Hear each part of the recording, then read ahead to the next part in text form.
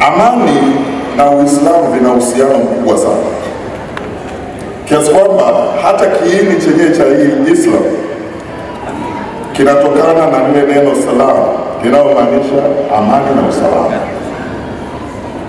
Uislamu unasisitiza sana amani kama msingi wa maisha kwa mtu binafsi au kwa kundi. Na amani tunayohitaji hapa ziko nyingi. Iko amani ya ndani, yaani utulivu wa nafsi. Ni muhimu sana tusihubiri nje wakati tunatikisa utulivu wa nafsi wa kila mmoja wetu.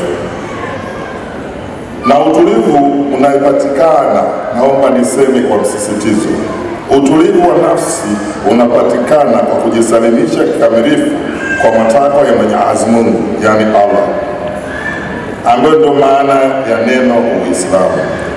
Na unajisalimisha kipekee wewe mwenyewe. Iko amani ya kijamii, iko amani ya kimataifa, lakini amani zote hizi zinajengwa kwa kusoma vitabu vya dini kama Qur'an.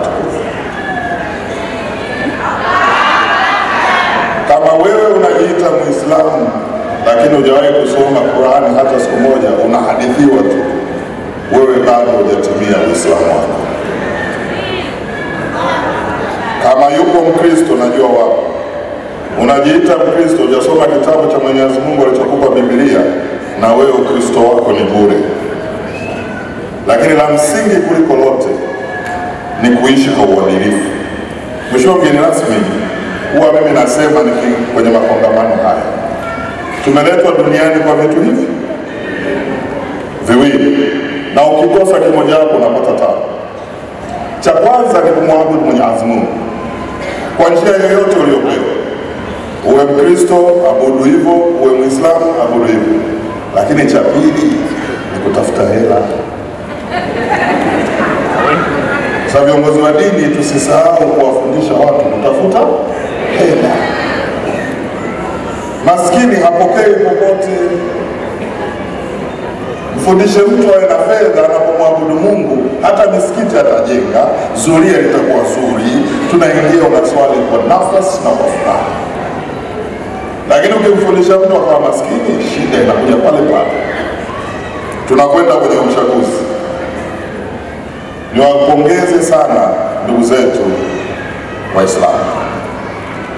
Kwenu sijasikia utabiri, sijasikia unabii, mtaniposoa kama nakosea. Lakini wenzetu wengine nimesikia unabii, utabiri, hata kutabiria watu kufa. Ni dhambi, ni dhambi kubwa.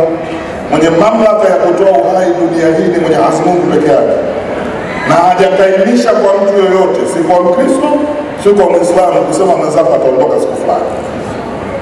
Kwa hata kama Mwenyezi Mungu anakupa maono, jifunze jinsi ya kuyafikisha, yasilete taharuki kwenye jamii. Takbir. Nawaomba, najua ndugu zangu mtaendelea kutenda mema. Bahati nzuri mimi kule upande wa pili nilipooa kule, nimeoa kwenye Uislamu, kwa na ushikashika kidogo, na naamini inawezekana nina kanzu nyingi kuliko nyie wote. Ni kwa sababu napenda dini zote, na Mwenyezi Mungu ametuambia huko mbinguni hatujui kilichopo. Kwa wewe ukitaka kuzaliwa Muislamu, umekuta Uislamu umekuwa nao, kuwa vizuri, kuwa Muislamu bora. Ukizaliwa Mkristo, kuwa Mkristo bora, usimseme mwenzako. Katika hili la kuchagua, nisitoke hapa bila kueleza ukweli. Dr. Samia Suluhu Hassan amepokea nchi katika shida, katika tabu, katika msiba. Amechukua ile nchi, ameingiza gia ya automatic, nchi imenyanyuka, inakwenda. Miradi yote aliyopewa na Dr. Magufuli yote imekwisha katika 100%. Sasa sijui umchague nani ambaye hajaonyesha chochote mkaacha kumchagua ambaye tayari ameshafanya. Assalamu alaikum warahmatullahi wabarakatuh.